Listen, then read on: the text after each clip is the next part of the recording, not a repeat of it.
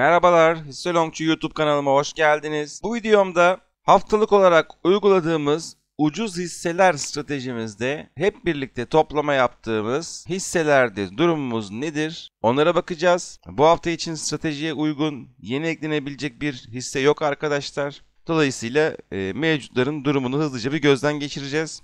Başlamadan önce stratejiyi şöyle hızlıca bir hatırlayalım. Evet arkadaşlar, stratejimizde Williams yüzde aralığı indikatörünü kullanıyoruz. Şu en altta gördüğünüz indikatör. Haftalık grafikte çalışıyoruz. Ve bu indikatörün ayarları şu şekilde olacak arkadaşlar. Girdiler sekmesindeki uzunluk 10, kaynak kapanış, zaman aralığı grafik, zaman aralığının kapanmasını bekleyin tikli olacak.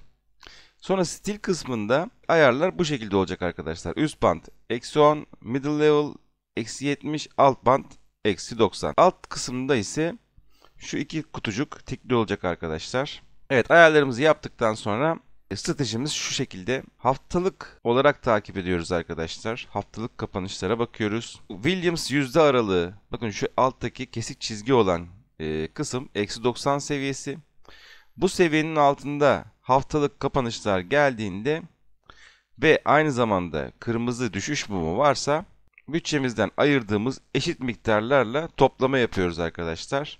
Bütçenizi 6'ya ya da 8'e bölebilirsiniz. Mesela 8'e böldüğünüzü düşünelim. 8'e böldüğünüz bütçenizde eşit miktarda ilk alımı yapıyorsunuz. Sonraki haftalarda -90 seviyesinin altında seyretmeye devam ettikçe, her hafta kapanışından bahsediyorum, ve aynı şekilde düşüş olmaya devam ettikçe ayırdığımız eşit miktarı eklemeye devam ediyoruz arkadaşlar. Mesela şu an EKGO hissesindeyim. EKGO hissesinde daha önce 3 defa, yani 3 hafta kapanışında alım yapmışız.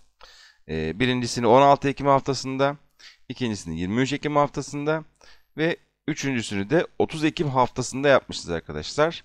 Ve sonrasında -90 seviyesinin üzerine yükseldiğini görüyorsunuz Williams yüzde aralığı indikatörünün. -90 seviyesinin üzerine attığında biz toplamayı bırakıyoruz arkadaşlar. Beklemeye geçiyoruz. Ne zamana kadar bekliyoruz? -10 seviyesinin üzerine atasaya kadar arkadaşlar. Şurada -10 seviyemiz var. Üstteki kesik çizgi. Bu -10 seviyesinin üzerine attıktan sonra uyumsuzluk arıyoruz arkadaşlar. Uyumsuzluktan şunu kastediyorum. Mesela 8 Ocak haftasından 15 Ocak haftasına geçerken fiyatın yükseldiğini görüyoruz. Fakat Williams indikatörü şöyle yatay, hafif böyle düşüşe dönmüş. Buna uyumsuzluk diyoruz arkadaşlar ve böyle bir durumda elimizdekilerin yarısını satıyoruz. Bu birkaç hafta içerisinde düşüşün gelebileceği anlamına geliyor. Ama tabii gelmediği durumlar da oluyor. Bu kesin bir şey değil arkadaşlar. O yüzden riske girmemek için, daha doğrusu riskimizi azaltmak için elimizdekilerin yarısını satıyoruz. Mesela daha önce bakın 26 Aralık 2022 haftasından 2 Ocak 2023 haftasına geçerken fiyatın yükseldiğini, fakat Williams indikatörünün yönünü aşağı çevirdiğini görüyoruz. Akabinde bir sonraki hafta çok ciddi bir düşüş geliyor arkadaşlar. Bu tip durumlardan daha az zararla çıkabilmek için elimizdekilerin yarısını satıyoruz arkadaşlar. Fiyat yükselirse de elimizdekilerin yarısıyla biz karımızı almaya devam ederiz. Ne zaman elimizdekilerin tamamını satıyoruz? -40 seviyesinin altında bir kapanış yaptığı zaman elimizdekilerin tamamını satıyoruz arkadaşlar bu stratejiye göre. Şöyle o seviyeye çizgimizi çektik. Bu çizginin altında bir haftalık kapanış görürsek elimizdekilerin tamamını satacağız arkadaşlar. Sonrasında -90 seviyesinin altına tekrar düştüğünde tekrar toplamaya başlarız. Evet, stratejiyi anlatırken EKGO hissesine zaten bakmış olduk. Şöyle ne kadarlık bir karlılık içerisindeyiz ona da bakalım. Evet, EKGO'da şu anda %59'luk bir karlılık içerisindeyiz arkadaşlar. Gayet güzel. Tabi burada hatırlatmak istediğim bir konu var. Burada anlattıklarımın hiçbirisi bir yatırım tavsiyesi değildir. Sadece eğitim amaçlıdır. Ayrıca bu listede gördüğünüz hisselerin hiçbirisinin bilanço analizini, mali tablolar analizini yapmadım arkadaşlar. Bu şekilde uygulayacağınız stratejilerde, böyle orta uzun vadeli stratejilerde mutlaka alacağınız hissenin bir temel analizini, mali tablolar analizini yapmanızı mutlaka öneririm arkadaşlar. Evet, şimdi diğer hisselerimize hızlıca bir göz gezdirelim. Bir bakalım arkadaşlar hangisinde ekleme yapacağız, hangisinde bekleyeceğiz, hangisinde satış yapacağız. Şöyle hızlıca bakalım. Evet, bir diğer hissemiz Hektaş. Evet, Hektaş hissesinde daha önce 3, 4, 5, 6 defa alım yaptık arkadaşlar. Şu anda -90 seviyesinin üzerinde olduğunu görüyoruz. Bakın -90 seviyesinin üzerinde. Dolayısıyla herhangi bir ekleme yapmıyoruz. Bekliyoruz arkadaşlar. Hektaş hissesinde henüz daha kâra geçemedik. Zaten şu gördüğünüz koca listede bir tek şu anda Hektaş hissesinde henüz kâra geçemedik arkadaşlar. Burada da birkaç hafta içerisinde karlı duruma geçeceğimizi düşünüyorum. Evet, bir diğer hissemiz Aksu'ya. Evet, Aksu'ya hissesinde daha önce 3 defa alım yaptık. Şu anda -90 seviyesinin üzerindeyiz. Herhangi bir ekleme yapmıyoruz, bekliyoruz. Düşürdüğümüz ortalamayla da şu anda karlı durumda olduğumuzu görüyoruz arkadaşlar. Bir diğer hissemiz Pegasus. Evet, Pegasus'ta daha önce 2 defa alım yaptık. Akabinde güzel bir yükseliş yaşadık. Şu anda -10 seviyesinin de üzerine atmış durumda. Herhangi bir uyumsuzluk yok. Bekliyoruz arkadaşlar. Şöyle baktığımızda ortalama olarak şu anda %17 karlılık içerisindeyiz Pegasus hissesinde. Bir diğer hissemiz Garanti Bankası. Garanti Bankası'nda bir defa alım yaptık 16 Ekim haftasında. Şu anda Williams indikatörümüz -32 seviyesinde, -40 seviyesinin altında bir kapanış gelirse elimizdekilerin tamamını satıyor olacağız arkadaşlar Garanti Bankası'nda. Şu an herhangi bir ekleme yapmıyoruz, sadece bekliyoruz. Alım yaptığımız seviyeden baktığımızda %43 karlılık içerisindeyiz Garanti Bankası'nda. Bir diğer hissemiz Ereğli. Ereğli'de de 16 Ekim haftasında alımımızı yaptık. Şu anda -10 seviyesinin üzerine atmış durumda. Herhangi bir uyumsuzluk da yok. Alım yaptığımız seviyeden baktığımızda Ereğli hissesinde %22 karlılık içerisindeyiz. Gayet güzel. Bir diğer hissemiz Toaso. Evet, Toaso'da da -10 seviyesinin üzerine attık. Uyumsuzluk yok. Herhangi bir ekleme yapmıyoruz. Elimizdekileri de satmıyoruz. Bekliyoruz arkadaşlar. Şu ana kadar 5 defa alım yaptığımızı görüyoruz. Düşürdüğümüz ortalamayla birlikte şu an Toaso hissesinde de karlı durumdayız. Şöyle baktığımızda %11.28'lik bir karlılık var. Şu ortalama şuralarda bir yerde olduğunu düşünerek hesapladım arkadaşlar. Evet, bir diğer hissemiz Astor. Astor'da daha önce 4 defa toplama yaptık. Akabinde güzel bir yükseliş geldi. Şu anda karlı durumdayız. Şu an -10 seviyesinin üzerine atmamış durumda. Dolayısıyla bekliyoruz. Herhangi bir şey yapmıyoruz. Uyumsuzluk da aramıyoruz arkadaşlar. Şöyle 4 alımımızın ortalaması şu seviyeler olsa %26'lık bir karlılık içerisindeyiz Astor hissesinde. Bir diğer hissemiz Turkcell. Evet, Turkcell'de daha önce -90 seviyesinin altında bir defa kaldığı için 16 Ekim haftasında alımımızı yaptık arkadaşlar. Ve akabinde gayet güzel bir yükseliş geldi. Şöyle baktığımızda şu anda %40'lık bir karlılık içerisindeyiz Turkcell hissesinde. Herhangi bir ekleme yapmıyoruz, bekliyoruz. -40 seviyesinin altında bir haftalık kapanış gelirse elimizdekilerin tamamını satıyor olacağız. Evet, bir diğer hissemiz İskenderun Demir. Evet, İskenderun Demir daha önce 2 defa alım yaptık. Şu anda -10 seviyesinin üzerinde. Evet, fiyatımız geçtiğimiz haftadan yükselmiş. Williams indikatörü de yönünü hala yukarı doğru çevirmiş durumda. Dolayısıyla uyumsuzluk yok. Şöyle alım yaptığımız seviyelerden baktığımızda şu anda İskenderun Demir hissesinde %12.75'lik karlılık içerisindeyiz. Evet, bir diğer hissemiz Coca-Cola. Evet, Coca-Cola'da -10 seviyesinin üzerindeyiz. Herhangi bir uyumsuzluk gözükmüyor. Dolayısıyla herhangi bir ekleme ya da satış yapmıyoruz. Bekliyoruz arkadaşlar. Şu anda alım yaptığımız 16 Ekim haftasından baktığımızda %82'lik bir, hatta %83'lük bir karlılık içerisindeyiz Coca-Cola hissesinde. Evet, bir diğer hissemiz Kozal. Kozal'da daha önce 5 defa alım yaptık. Düşürdüğümüz maliyetle birlikte şu anda daha yeni kâra geçtiğimizi görüyoruz arkadaşlar. Şu 23.02 seviyesindeki Kaufman hareketli ortalamasını geçtikten sonra yükselişin daha güvenli hale geleceğini düşünüyorum. Bakalım, birlikte takip edeceğiz. Şu anda karlı durumdayız. Williams indikatörümüz de -90 seviyesinin üzerinde. Dolayısıyla herhangi bir ekleme yapmıyoruz. Bekliyoruz arkadaşlar.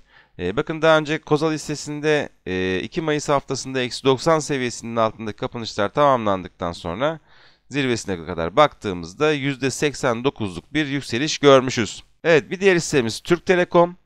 Türk Telekom hissesinde 16 Ekim haftasında alımımızı yaptık. Bir daha da -90 seviyesinin altına düşmediği için herhangi bir ekleme yapmadık arkadaşlar. Şu anda -19 seviyesinde Williams indikatörümüz. Dolayısıyla herhangi bir ekleme yapmıyoruz. Bekliyoruz. -40 seviyesinin altında haftalık bir kapanış gelirse elimizdekilerin tamamını satıyor olacağız. Alım yaptığımız seviyeden baktığımızda %71.60'lık bir karlılık içerisindeyiz Türk Telekom hissesinde.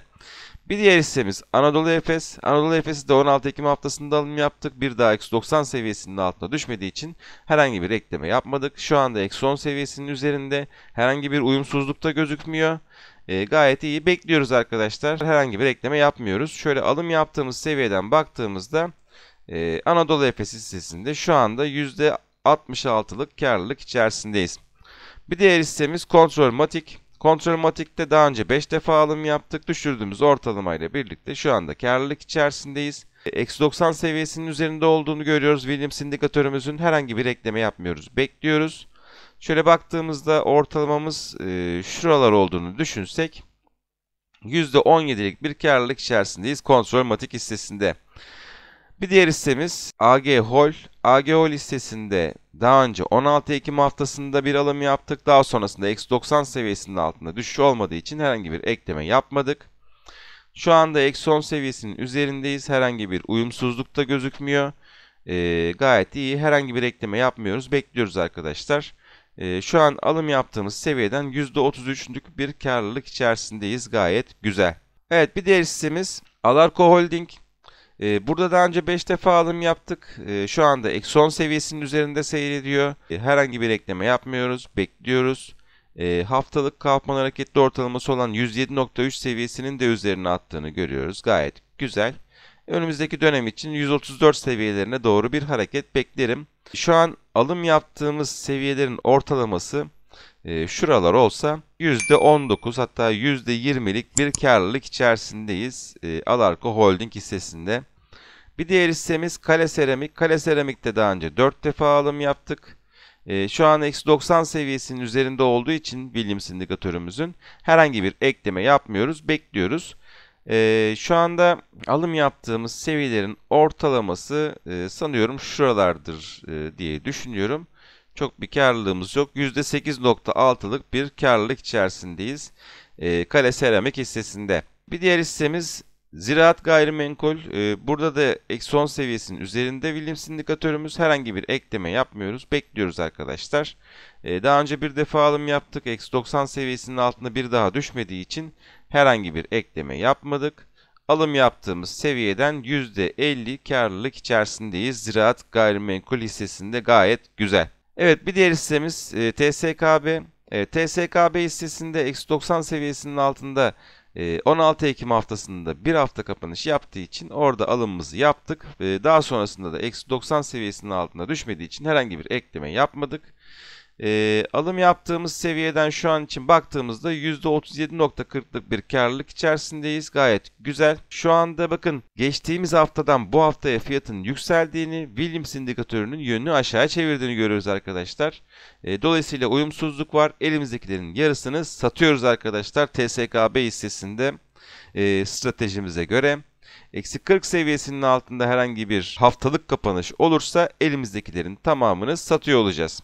Evet, bir diğer hissemiz Asuzu. Asuzu'da daha önce 2 defa alım yaptık. -90 seviyesinin üzerindeyiz şu anda. Herhangi bir ekleme yapmıyoruz. Bekliyoruz arkadaşlar. Bir diğer hissemiz Kimpur. Kimpur'da -90 seviyesinin üzerindeyiz. Herhangi bir ekleme yapmıyoruz. Bekliyoruz. Şu ana kadar 4 defa alım yaptık. Düşürdüğümüz ortalamayla şu anda karlı durumdayız arkadaşlar. 71.15 Kaufman hareketli ortalamasını geçtikten sonra hareketin hızlanmasını bekleyebiliriz. Evet, bir diğer hissemiz Arçelik. Arçelik'te daha önce 5 defa alım yaptık. Şu anda -10 seviyesinin üzerine atmış durumda. Bu hafta güzel de bir yükseliş gördük Arçelik hissesinde. Şu an alım yaptığımız ortalama seviyelerden baktığımızda %23'lük bir karlılık içerisindeyiz Arçelik hissesinde. Şu an -10 seviyesinin üzerinde, herhangi bir uyumsuzluk yok. Dolayısıyla elimizdekileri de satmıyoruz. Bekliyoruz arkadaşlar. Bir diğer hissemiz Türk Traktör. Burada daha önce 4 defa alım yaptık.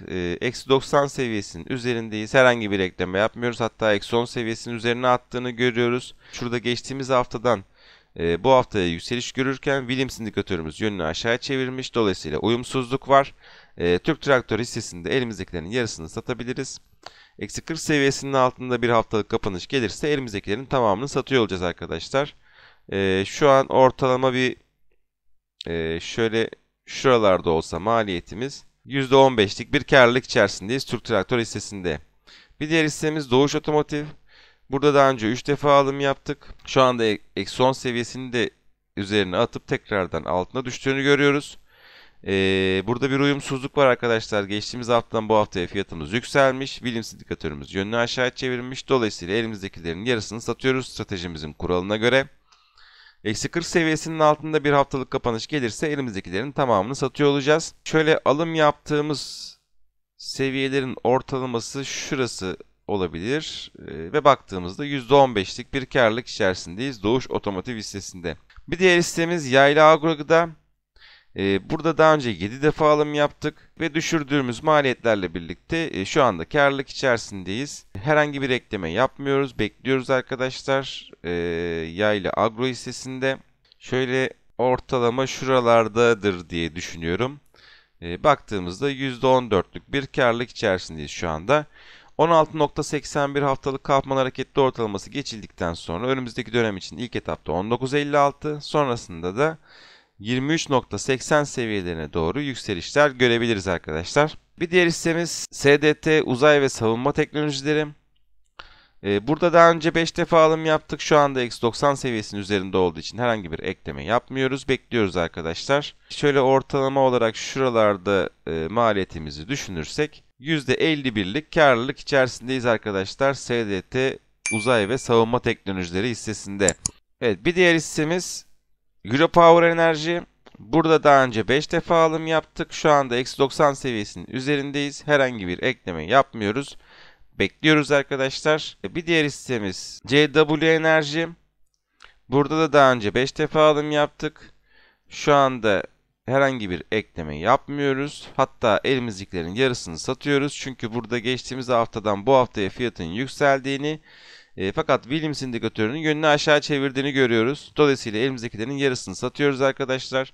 Şöyle alım yaptığımız ortalama seviyeden baktığımızda şu anda %29'luk bir karlılık içerisindeyiz. Bir diğer hissemiz Smart Güneş Enerjisi. Burada daha önce 5 defa alım yaptık. Şu anda eksi 90 seviyesinin üzerindeyiz. Herhangi bir ekleme yapmıyoruz. Bu hafta 65.82 Kaufman hareketli ortalamasının da üzerinde kapanış yapmış. Gayet güzel. Yükselişin devamını bekleyebiliriz. Şöyle ortalama olarak maliyetimiz şuralarda olsa %18'lik bir karlılık içerisindeyiz Smart Güneş Enerjisi hissesinde.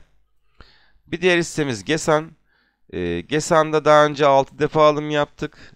Şu an eksi 90 seviyesinin üzerindeyiz. Herhangi bir ekleme yapmıyoruz. Bekliyoruz arkadaşlar. Şöyle ortalamamız şuralarda olsa %14'lük bir karlılık içerisindeyiz Gesan hissesinde de. Bir diğer hissemiz Eis Eczacıbaşı. Evet, burada daha önce 3 defa alım yaptık. Eksi 90 seviyesinin altında bir daha düşmediği için herhangi bir ekleme yapmadık. Şu anda eksi 10 seviyesini de üzerine attı. Bu hafta itibariyle 49.58 Kaufman hareketli ortalamasının da üzerindeyiz. Gayet güzel. Önümüzdeki dönem için 58.75 seviyelerine doğru ilk etapta bir yükseliş bekleyebiliriz. Şöyle alım yaptığımız seviyelerden baktığımızda %21.55'lik karlılık içerisindeyiz. Eis Eczacıbaşı hissesinde gayet güzel. Bir diğer hissemiz Sarkusan. Sarkusan hissesinde daha önce 4 defa alım yaptık. Sonrasında eksi 90 seviyesinin üzerine attı ve yükseliş başladı. Geçtiğimiz hafta eksi 10 seviyesinin üzerine atmıştı. Bu hafta tekrar altına düştü. Fiyat yukarı doğru giderken Williams indikatörünüz yönünü aşağı çevirdi. Bakın şöyle yaklaştırdığımızda daha net gözüküyor. Dolayısıyla uyumsuzluk olduğunu düşünerek stratejimize göre elimizdekilerin yarısını satabiliriz arkadaşlar. Şöyle ortalama maliyetimiz şuralardadır diye düşünüyorum. Ve baktığımızda %26'lık bir karlılık içerisindeyiz Sarkusan hissesinde. Bir diğer hissemiz Alfa Solar Enerji. Burada da daha önce 5 defa alım yaptık. Eksi 90 seviyesinin altında toplamalarımızı yaptık. Daha sonrasında eksi 90 seviyesinin üzerine geçtikten sonra Williams indikatörümüz toplamaları bıraktık arkadaşlar. Şu anda bekliyoruz. Geçtiğimiz hafta 120.1 Kaufman hareketli ortalamasına kadar bir yükselişin geldiğini, orada dirençle karşılaştığını görüyoruz arkadaşlar. Önümüzdeki hafta bu seviyenin geçilmesiyle birlikte önümüzdeki dönem için 164 seviyelerine doğru ilk etapta yükseliş bekleyebiliriz. Şu anda herhangi bir ekleme yapmıyoruz, bekliyoruz. Alım yaptığımız seviyelerin ortalaması şuralarda olsa %27'lik bir karlılık içerisindeyiz Alfas hissesinde. Bir diğer hissemiz Selçuk Ecza Deposu. Burada daha önce 13 Kasım haftasında alımımızı yaptık.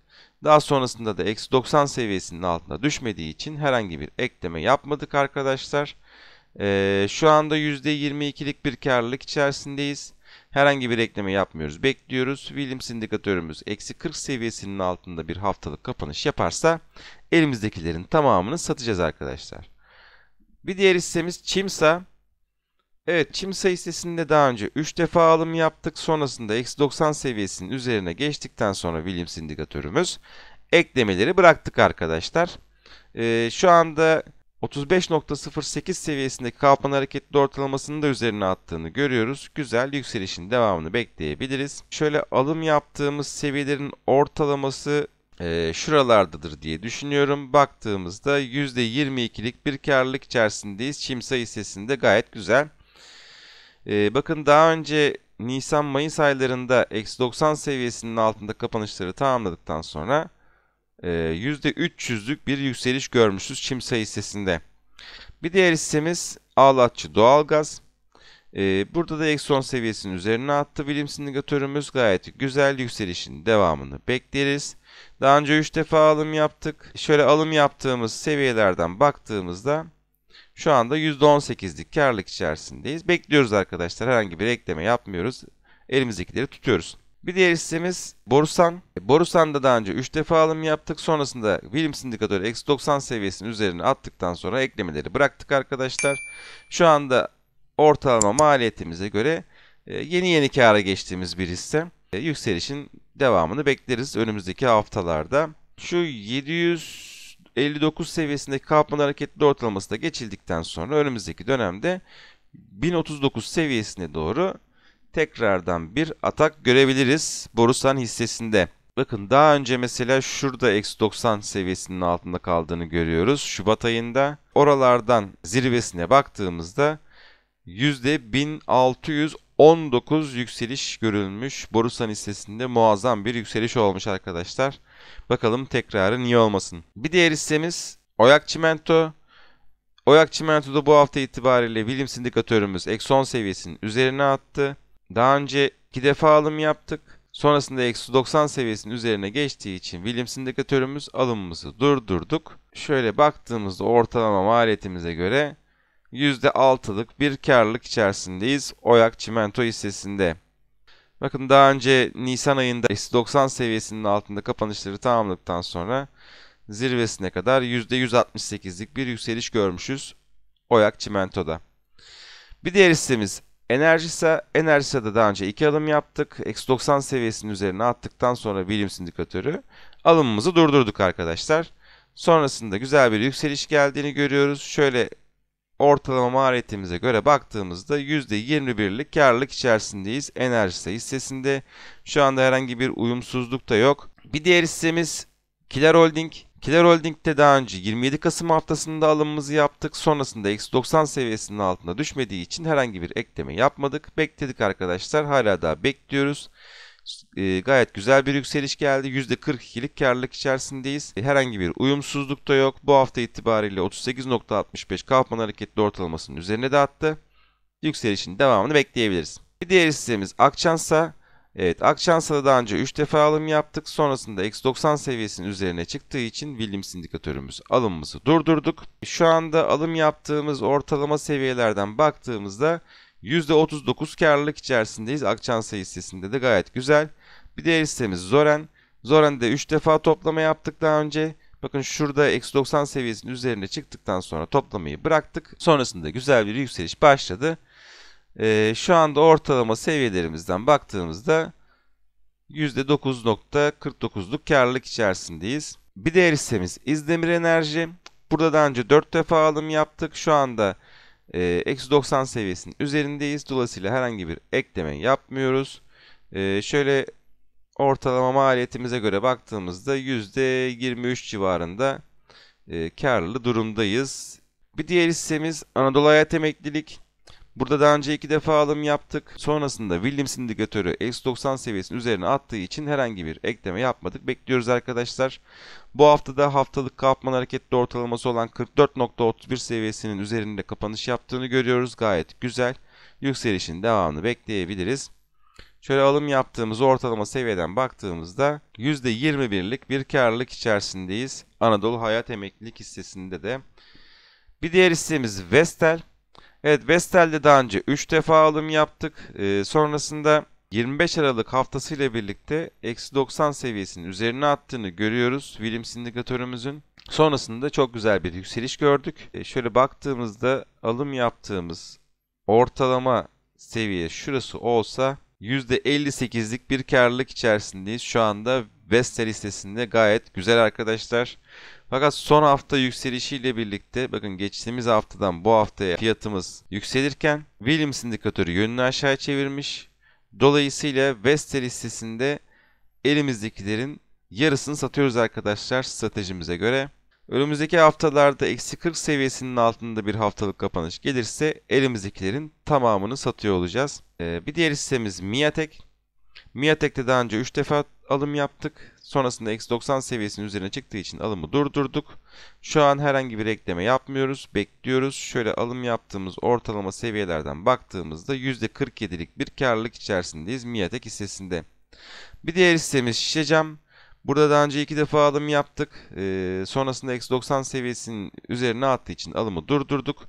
Şu an herhangi bir ekleme yapmıyoruz.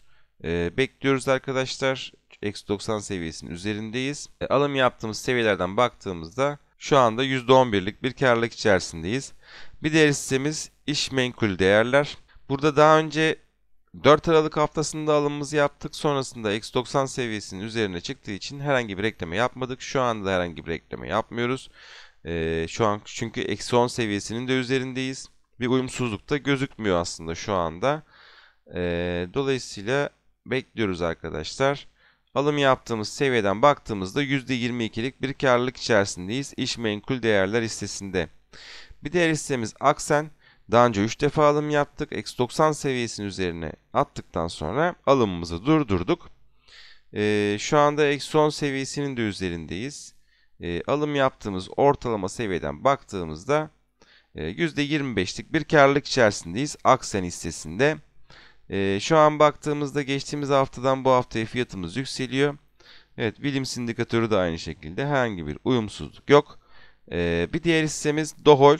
Dohol'de daha önce 2 defa alım yaptık. Şu an -10 seviyesinin üzerindeyiz. Herhangi bir ekleme yapmıyoruz. Bekliyoruz arkadaşlar. Alım yaptığımız ortalama seviyeden baktığımızda %22'lik bir karlılık içerisindeyiz Dohol hissesinde.